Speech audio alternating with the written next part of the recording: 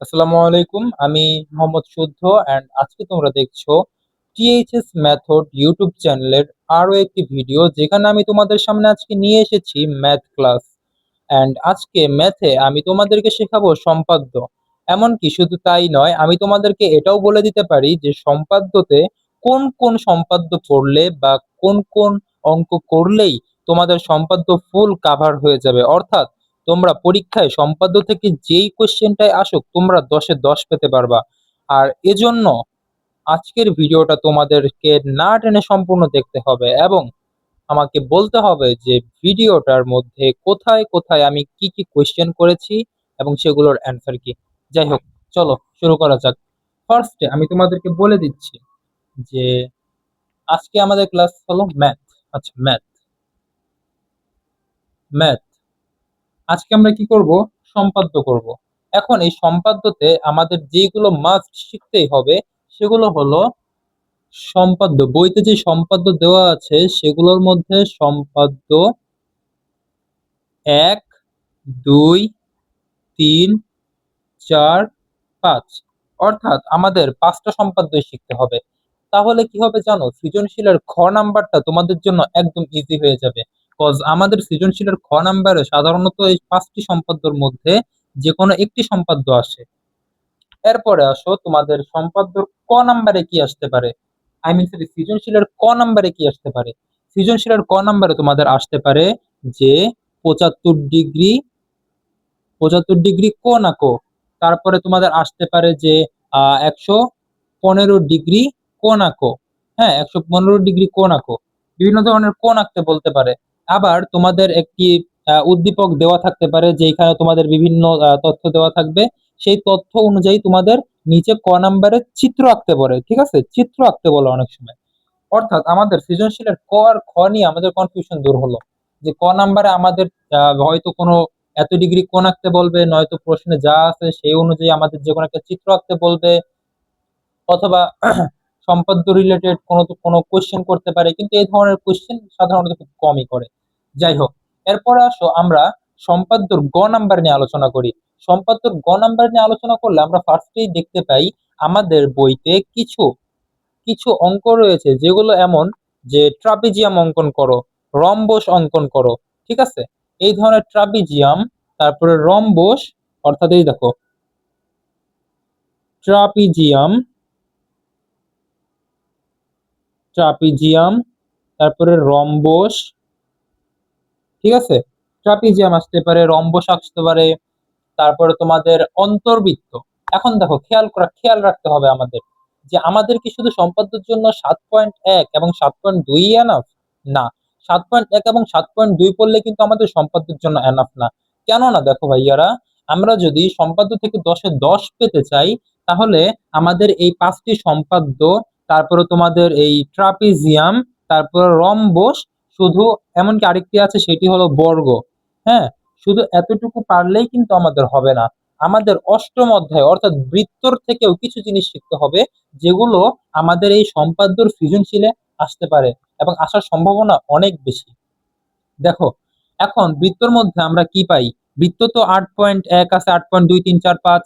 তো আমরা কি করব? 8.5-এ দেখবো। 8.5, আমার মার্কারটা একটু এরকম কালি কালি কালি। যাই হোক, আমরা 8.5 দেখবো। 8.5-এর মধ্যে কিন্তু আমাদের কিছু জিনিস রয়েছে যেগুলো সম্পাদ্যর গ নাম্বারে, অর্থাৎ সম্পাদ্য যে সৃজনশীল সেটার গ নাম্বারে আসতে পারে। যেমন অন্তর্বৃত্ত, অন্তর্বৃত্ত, পরিবৃত্ত, পরিবৃত্ত। ঠিক আছে, বহির্বৃত্ত, বহির্বৃত্ত। এখন দেখো, এই অন্তর্বৃত্ত, পরিবৃত্ত এবং বহির্বৃত্ত, এই তিনটি বিষয় যেগুলো তোমাদের বর্গেরও আঁকা যায়, ত্রিভুজেরও আঁকা যায়। অর্থাৎ আমাদের বর্গের অন্তর্বৃত্ত, বর্গের পরিবৃত্ত, বর্গের বহির্বৃত্ত শিখতে হবে। পাশাপাশি আমাদের ত্রিভুজের ত্রিভুজের অন্তর্বৃত্ত, ত্রিভুজের পরিবৃত্ত এবং ত্রিভুজের বহির্বৃত্ত শিখতে হবে।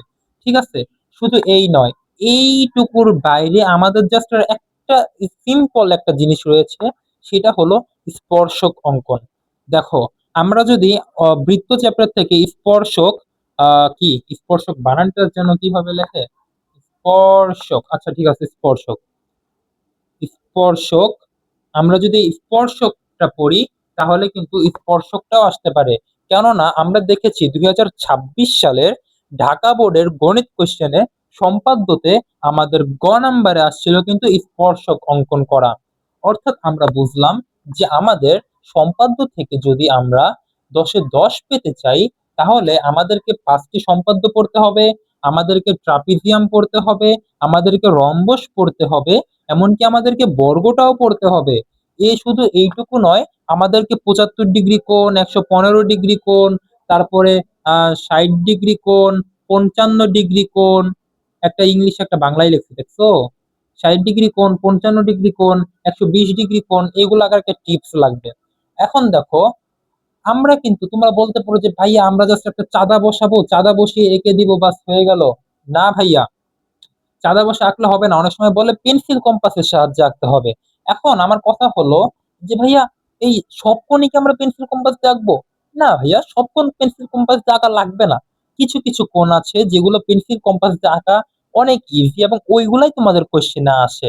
তুমি যদি না পারো তোমার কাছে কঠিন লাগবে, কিন্তু তুমি যদি পারো তাহলে আলহামদুলিল্লাহ তোমার কাছে খুব বেশি ইজি লাগবে। দেখো, সেগুলো হলো 60 ডিগ্রি কোণ, 75 ডিগ্রি কোণ, 115 ডিগ্রি কোণ, তারপরে তোমার 90 ডিগ্রি কোণ, ঠিক আছে, এগুলো কিন্তু আসে। এরপরে দেখো ভাইয়া, এরপরে আমাদের 8.5 থেকে বর্গের অন্তর্বৃত্ত, পরিবৃত্ত, বহির্বৃত্ত পড়তে হবে, ত্রিভুজের অন্তর্বৃত্ত, ত্রিভুজের পরিবৃত্ত, ত্রিভুজের বহির্বৃত্ত পড়তে হবে। ঠিক আছে, এরপরে আসো আমাদের স্পর্শক, আমাদের কিন্তু স্পর্শকটাও পড়তে হবে। তাহলে তোমরা কি বুঝলা? ম্যাথে, সাধারণ গণিতে যদি তোমরা সম্পাদ্যতে 10-এ 10 পেতে চাও, অর্থাৎ সম্পাদ্য থেকে যে সৃজনশীল আসবে সেখান থেকে যদি তোমরা 10-এ 10 পেতে চাও, তোমাদেরকে এই সকল জিনিস খুব ভালোভাবে আয়ত্ত করতে হবে। এবং আমি তোমাদেরকে এই সম্পাদ্যগুলো কভার করে দিব, তোমাদেরকে ট্রাপিজিয়াম, রম্বস, বর্গ কিভাবে আঁকতে হয় সেগুলো কভার করে দিব, তারপরে কোণগুলো কিভাবে আঁকতে হয় সেগুলো শিখিয়ে দিব। আর এইগুলা ভাইয়া ভয় পাওয়ার কিচ্ছু না, এইগুলার থেকেও বেশি ইজি এইগুলা, বুঝছো? অন্তর্বৃত্ত, পরিবৃত্ত আঁকা এইগুলার থেকে বেশি ইজি। ঠিক আছে, এখন কথা হলো যে এইগুলাও ইজি এবং এইগুলাও ইজি, এগুলোরও বেশি ইজি। এবং এখন কি হয়েছে, এইগুলা আমি তোমাদেরকে আমি তোমাদেরকে কভার করে দিব। এবং এটার জন্য আমি নেক্সট ক্লাসে তোমাদেরকে এই 5টি সম্পাদ্য, ট্রাপিজিয়াম, রম্বস, বর্গ শিখিয়ে দিব। এবং আরেকটি ক্লাসে আমি তোমাদেরকে অন্তর্বৃত্ত, পরিবৃত্ত এবং বহির্বৃত্ত শিখাবো। এবং আরেকটি ক্লাসে আমি তোমাদেরকে স্পর্শক শিখাবো। অর্থাৎ আমার এটার জন্য 3টি ক্লাস লাগবে। এবং এই 3টি ক্লাসই খুব বেশি বড় হবে না, যেহেতু বেশি বেশি বেশি বড় ক্লাস তোমরা দেখতে চাও না, তো বেশি বড় হবে না। কিন্তু আমি আশা করি এই আগামী 3টি ক্লাস দেখলে তোমাদের সম্পাদ্য রিলেটেড যত ম্যাথ আছে সেই সকল ম্যাথ পারবা তোমরা। অনুশীলনের যে ম্যাথগুলো তোমরা দেখতেছো সেগুলোও কিন্তু চেষ্টা করলে তোমরা ইজিলি পারবা। কিন্তু তোমরা যদি বিভিন্ন বোর্ড, বিগত সালগুলোর বোর্ড গুলো বিশ্লেষণ করো, তোমরা কিন্তু দেখবা ক নাম্বারে বিভিন্ন কোণ টোন বা চিত্র অনুযায়ী, সরি, তথ্য অনুযায়ী চিত্র আঁকতে বলছে, খ নাম্বারে বলছে সম্পাদ্য গুলো আঁকতে, এবং গ নাম্বারে ট্রাপিজিয়াম, রম্বস, বর্গ এবং এই অন্তর্বৃত্ত, পরিবৃত্ত বা স্পর্শক এগুলো আঁকতে বলছে। আমি কিন্তু নিজে বানায় বলতেছি না, আমি কিন্তু বোর্ড গুলো দেখছি, অ্যানালাইসিস করছি, এরপরেই তোমাদের সামনে এসে বলতেছে যে ভাইয়া এগুলো আসার চান্স আছে। তো তোমরা যত যাই পড়ো, পুরো চ্যাপ্টারটা আমি চাই তোমরা চ্যাপ্টারটা পুরাটা সম্পূর্ণ কভার করো, কিন্তু পাশাপাশি তোমরা এই জিনিসগুলো একটু বেশি ভালো করে পড়ো, যেন এইগুলো থেকে আসলে তোমরা ইজিলি পারো। আমি চাই এইগুলো থেকে আসলে তোমরা যেন একদম 10-এ 10 পাও। এবং এর বাইরে থেকে যদি আসার সম্ভাবনা মনে করো 1% যদি হয়, যদি আসে সেটাও যেন তোমরা পারো, এই জন্য তোমরা পুরো অধ্যায়টাই প্র্যাকটিস করবা বা একটু হলেও দেখে নিবা। আমি আশা করি এতটুকু করলে পুরো অধ্যায়ের প্রতি তোমাদের একটা ধারণা হয়ে যাবে। যাই হোক, আজকের ক্লাসটা আমি এই পর্যন্তই দিলাম, এবং নেক্সট ক্লাসগুলোয় আমি এগুলো আনবো। তো নেক্সট ক্লাসগুলোয় দেখা হবে ভাইয়ারা। আহ তোমরা দোয়া করো যেন নেক্সট ক্লাসগুলোয় আমি তোমাদের ইজিলি বুঝিয়ে দিতে পারি। যাই হোক, আসসালামু আলাইকুম, আল্লাহ হাফেজ।